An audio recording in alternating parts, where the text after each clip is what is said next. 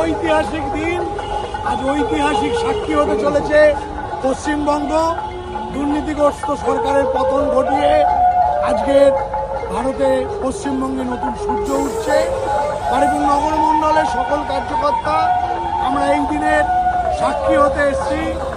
আমাদের পশ্চিমবঙ্গের নতুন মুখ্যমন্ত্রী শুভেন্দু অধিকারী মহাশয়ের শপথ গ্রহণ অনুষ্ঠানে এবং তৎসহ সকল মন্ত্রীদের শপথ গ্রহণ অনুষ্ঠানে।